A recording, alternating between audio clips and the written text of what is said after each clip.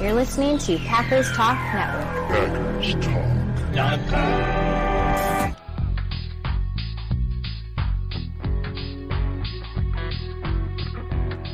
You're listening to No Huddle Radio on the Packers Talk Radio Network, your home for in-depth and thoughtful Packers analysis. I'm your host, Gil Martin. My co-host is my good friend, Sean Tehan. In addition to this show, I write for Cheesehead TV and the Packers Post. And Sean was a TV sportscaster in Minnesota. We're here to talk Packers because you're all here for one thing, and that's a love for Green Bay football. And also, don't forget, check us out. We are now available on YouTube. So subscribe so you can get new episodes as soon as they become available. Sean, we are closing in on training camp. But before we get to that, how about a little word from our sponsor?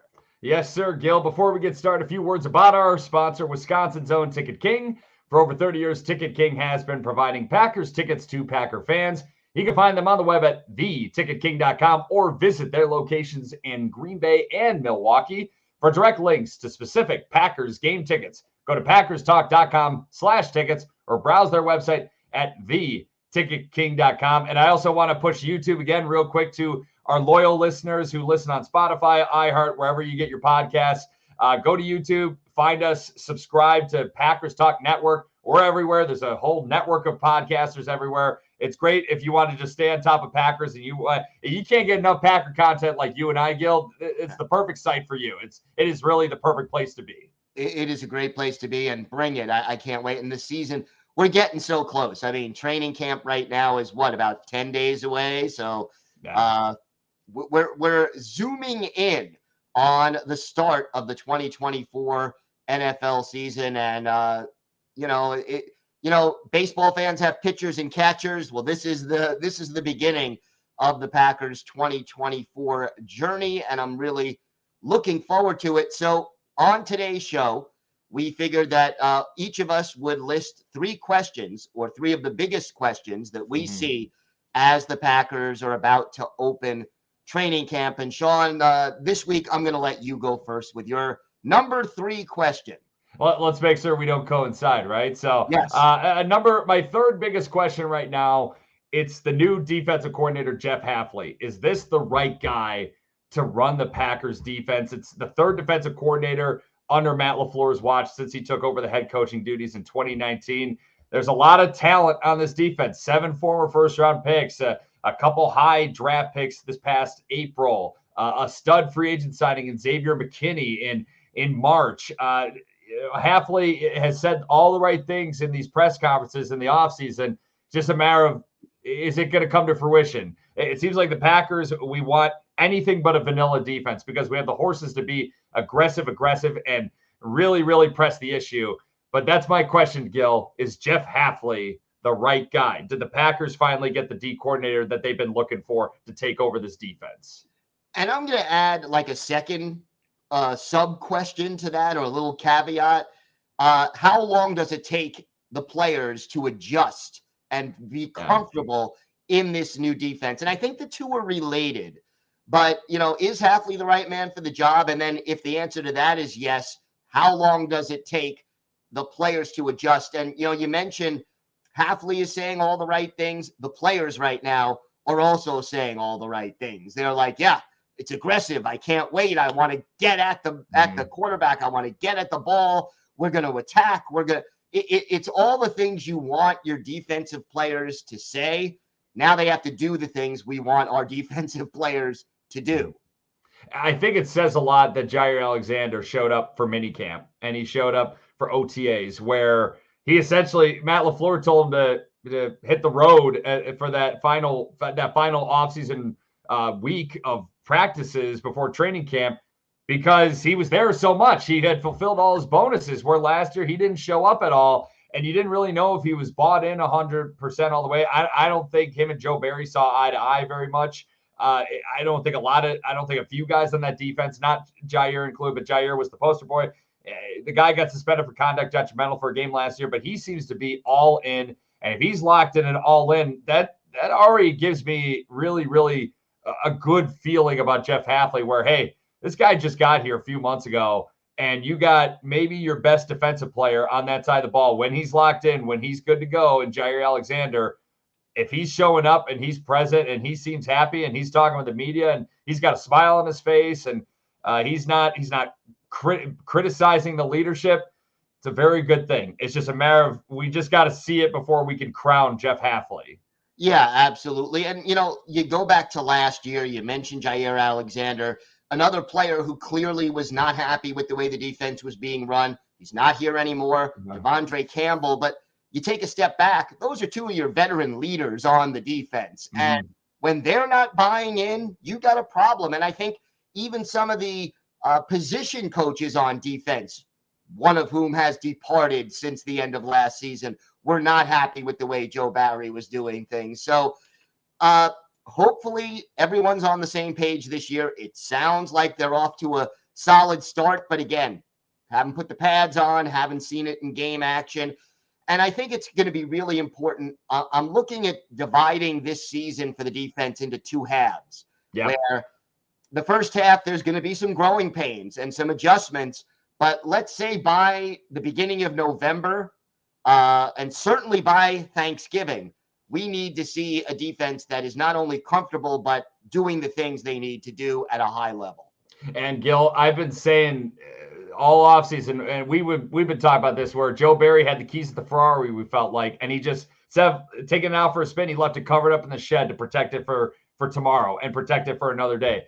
I think Jeff Hafley, the way he's talking, man, he's gonna take that thing out. He's gonna be what they call in Minnesota whipping S's and just doing donuts, and he's gonna go crazy out there with that Ferrari. I think he's gonna really unlock this defense and the full potential that it has. I'm excited, but again, we just got to see it. Gil, what's your third biggest question though heading into training camp and into the 2024 season for the Packers? For me, number 3 is, who's the kicker gonna be? Yeah, that's a damn good question. I mean, we still do not know who the kicker is going to be. And, Greg Joseph has experience, but not a great track record. Not bad, but not great. Anders Carlson has the strongest leg, but was very inconsistent as a rookie. It just seems to me now that you've got 3 candidates out there.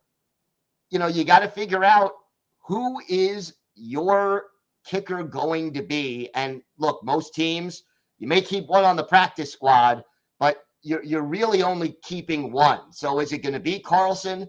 Is it going to be Joseph? Is it going to be rookie James Turner out of Michigan? All these guys have different things going for them, I think. But I think the Packers want Carlson to win the job. But will he? Is he going to prove that he could do what his brother did? Yeah, and he had a pretty good start to the year last year. And then just the final half of the year where things were clicking so well for most of this Packers team, except for the kicking game. And it was a huge problem. It was a huge reason why the Packers didn't play for an NFC championship. And obviously, granted, we don't know what happens if Carlson actually makes that field goal attempt in the fourth quarter. San Francisco, they may tie the game. Who knows if the Packers even get a game-winning field goal or game-winning touchdown after San Francisco ties it. You don't know what happens. It's the butterfly effect. And with Anders Carlson, though, last year, he didn't have any competition camp. I just love that there's competition now. Even Mason Crosby, he had a great career in Green Bay. Mason Crosby, they made sure there was competition for him every year, for the most part, and just about every year. And you need that, and especially kicking is there's so much pressure on that position. I feel like it's so similar to golf, where it's more mental than physical. I feel like, where you just got to have the right mindset, and if you, who knows, you got to talk to a sports psychologist about this, but you got to feel like where if there's pressure on you every day, the guys who rise to the occasion, who are competing for jobs, are the ones who are going to have a better career, and they're going to have a better chance of making the roster. So Anders Carlson, I still think he's going to win this kicking job. It's not a guarantee, but I think him having competition is going to be a very good thing. Greg Joseph, yeah, he's bounced around the league. He's been in the league for a while, but he's bounced around a lot for a good reason, because he's been pretty inconsistent most of his career. I mean, the guy struggled indoors kicking in Minnesota last year. That's a red flag. James Turner, who knows in Michigan? Michigan's developed some pretty good kickers over the years. you just don't know what's going to happen. But I would think Anders Carlson's still going to be the guy after this training camp. I think he is too, but two things. Number one, I think they are going to keep a kicker on the practice squad. Not that it has to be one of the two who's one of the three rather who are in camp now. And second of all, I think if it is Carlson, he will have a very short leash. Oh yeah, and he has to, especially with all the expectations this season coming up, where the Packers they went over and beyond expectations last year. Youngest team in football since 1978 or whatever it is, and they made the playoffs, and they had a very good shot at playing for an NFC title. They were leading in the fourth quarter against the eventual NFC champion San Francisco 49ers, and yeah, if Anders Carlson struggles, they're going to cut him loose right away. And Brian Gutekunst is not afraid to cut his former draft picks. He gives him a little more leeway, as any NFL GM does. But Brian Gutekunst, if he's just not performing, it's going to be the Amari Rodgers treatment, where the guy was a third-round pick, got cut during his second year, just wasn't clicking for him. So, yeah, it's going to be interesting to see where Anders Carlson goes from here. I hope he has the trajectory like Daniel Carlson, his brother, because that would be great for the Packers. No doubt. And look, he's got the same coach. He's got Rich Bisaccia, so we'll see what happens, but something to definitely keep an eye on. What is your number 2 question? My number 2 question, Gil, what are the expectations of this year's rookie class? Reasonable expectations. You have a guy in the first round, Jordan Morgan, who was drafted, an offensive lineman out of Arizona, drafted in round 1, could play guard, could play tackle. Will he start? Is he going to be one of the best 5? Javon Bullard, Edrin Cooper, safety from Georgia, linebacker from Texas A&M, respectively. They were drafted in the second round. Will they play significant roles right away on the defense? How does guys like Tyron Hopper, Evan Williams, Kalen King, Keaton Oladapo fit in on defense? Will they fit on defense? Will Michael Pratt give Sean Clifford serious competition for the backup quarterback job? What kind of role is Marshawn Lloyd going to have in the offense in what looks to be a crowded backfield right now? But how much is he going to be asked to do this upcoming season?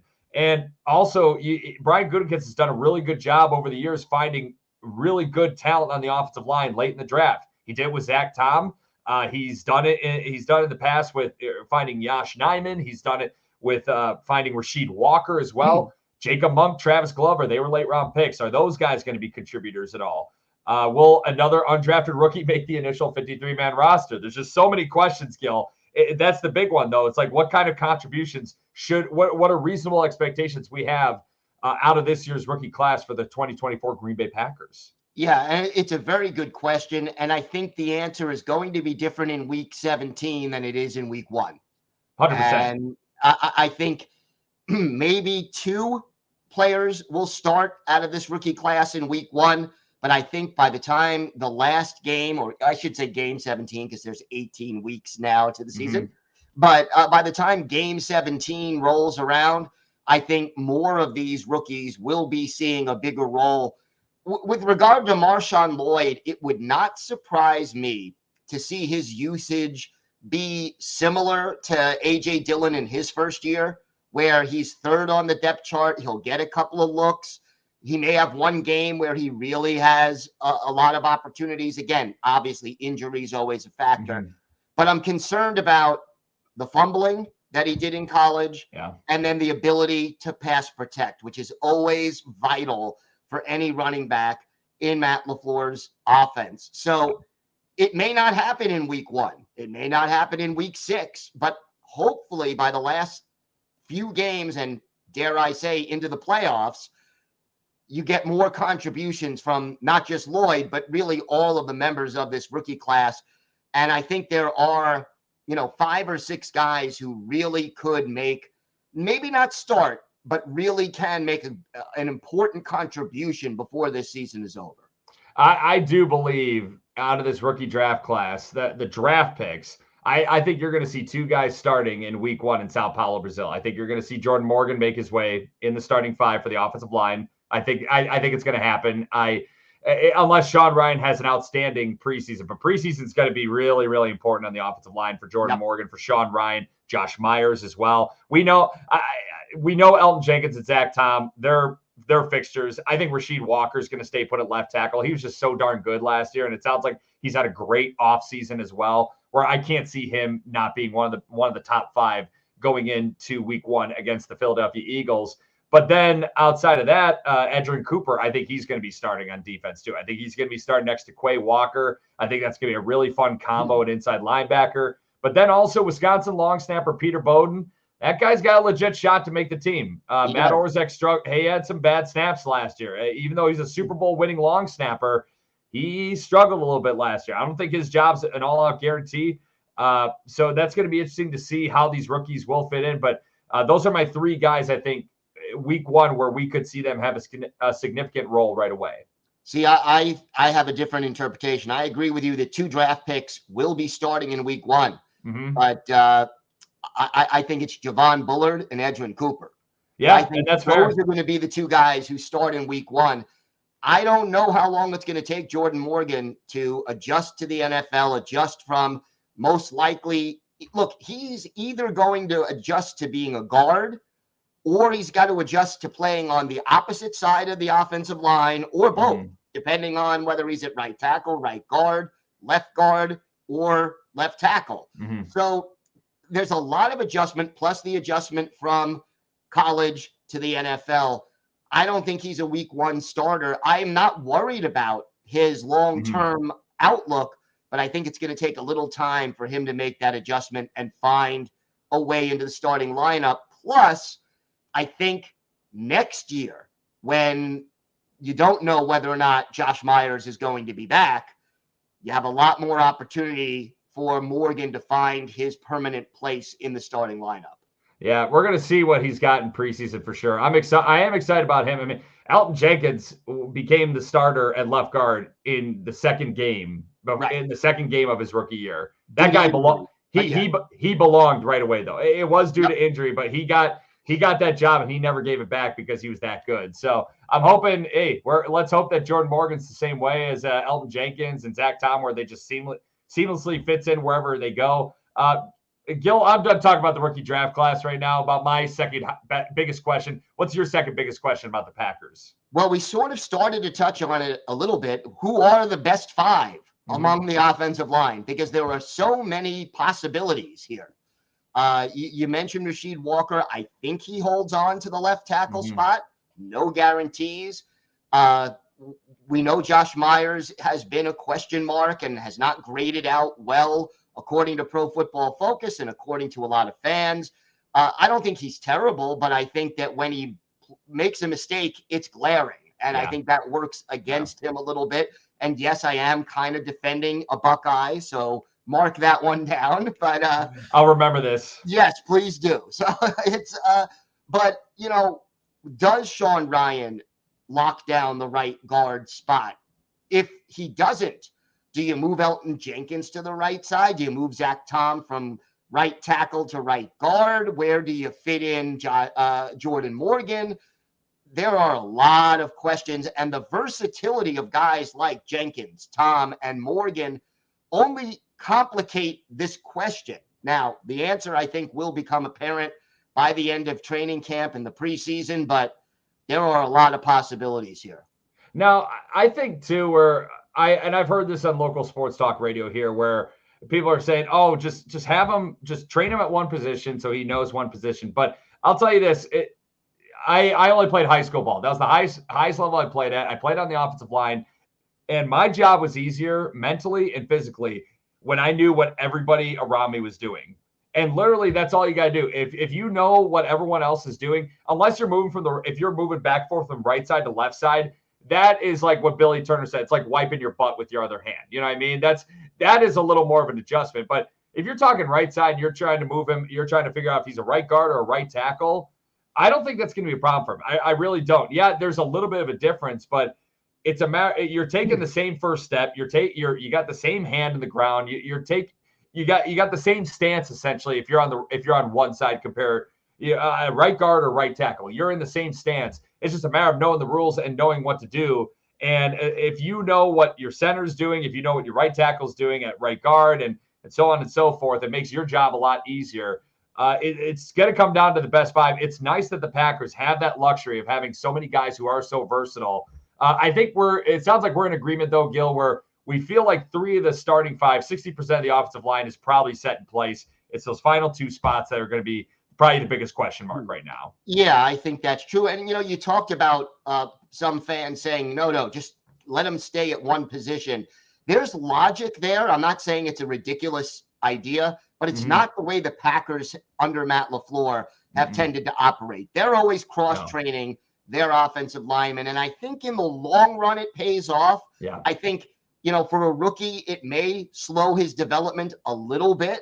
But in the long run, once he gets over that hump, so to speak, and gets comfortable at different positions, I think, like you said, it enhances his ability and his value to the team.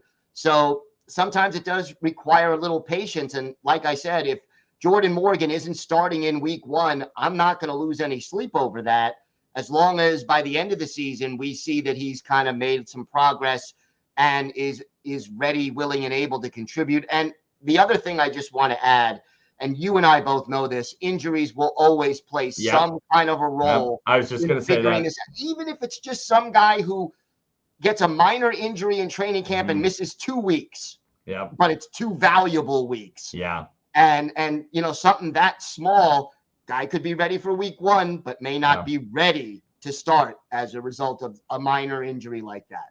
That's why cross-training, I was just going to say, is so important on the offensive line, because you never know what's going to happen. And knock on wood, you hope no serious injuries happen to any of those key guys and any of these players, but it happens. This is a violent game, and it happens more often than not.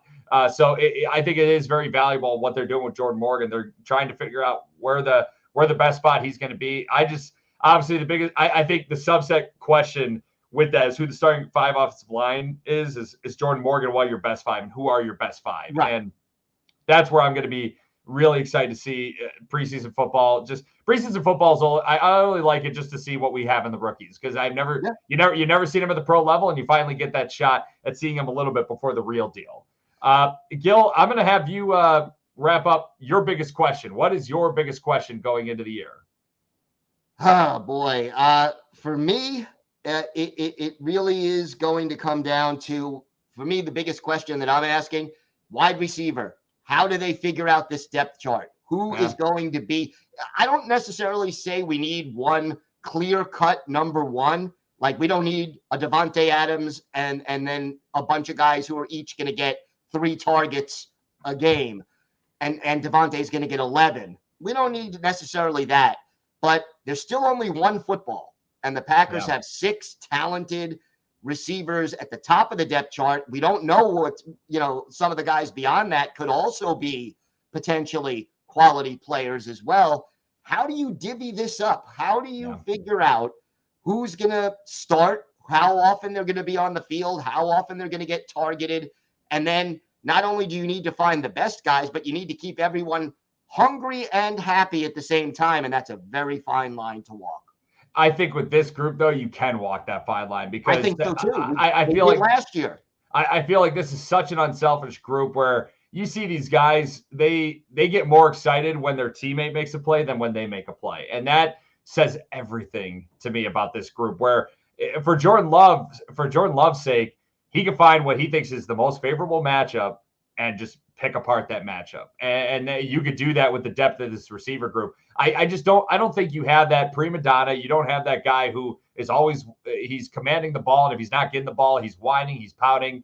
I believe what they have in the passing game and offense, Brian Gutekunst has built this receiver group beautifully. He really has, where everybody gives you a little bit something different. And it's just a group that just wants to, they worry more about the whole than themselves. And that's everything in football. You gotta have all 11 guys on the same page, and you gotta have everyone on board. If one guy's not on board, it can go sour pretty quickly. So it's not as big of a concern and a question mark for me. I think these guys are gonna eat. They're gonna get plenty of opportunities to make plays, and I think they're gonna. I just don't think there's any big egos in that wide receiver room. So your starting 3, your 2 boundary wide receivers, and your slot receiver are Watson, Dobbs, Jaden Reed. Okay. That's it. But Davion Wicks is a nice guy to have as your boundary receiver. That's And Bo Melton's a nice guy you can put in there too. And Malik Keith is a nice guy that you can put in there who can make some tough plays and run. And the thing is with Malik Keith, what I love, he blocks his behind off in the run game. And guess what? Matt LaFleur loves that. If you block as a receiver, if you're a willing blocker as a receiver, you're going to have a home in Green Bay. Yep. Yeah. And so again, I'm not saying that this is like do or die, but they do need to figure this out. And it's a good problem. Much like the offensive line, it's a good problem where you've got a lot of talented guys, but you need to figure out how to best use them and who plays when, how much. A lot of questions out there. I know they will sort it out, and the answer may change over the course of the season depending on who's playing well, who's slumping, who's hurt, who's healthy. But it's something I'm going to be keeping my eye on throughout training camp. And don't forget Luke Musgrave and Tucker Kraft too, because those guys are pretty darn good players as well. So there's going to be a lot of plates that want to be fed. You know, a lot of bellies that are going to want to be fed this upcoming season. But this group is awesome. I'm super excited for it, and I think it's just there's only going to be good things going forward. My number one question though kind of plays into the receivers. Is Jordan Love the long-term answer at quarterback? You know, he finished the season so strong, Gil, with the youngest offensive group in football. My biggest question, though, was those final 8, 9, 10 weeks. Was it a flash in the pan, or will what we saw at the back half of what he did last season, is that going to be the new normal? Is that what we are going to see? Soon enough, he's going to get paid, and he's going to get paid big time to be the guy.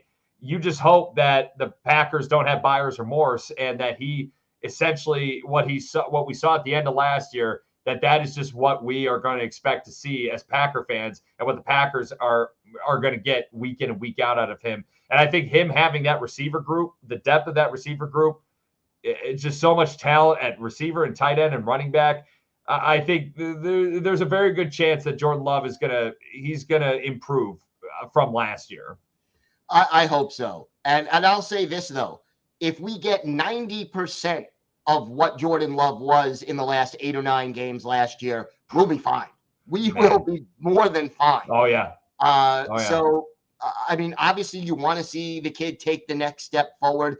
If he does make what the stretch drive was last year, the new normal, or even exceeds it, you know, you're talking about the possibility of 3 straight Hall of Fame quarterbacks.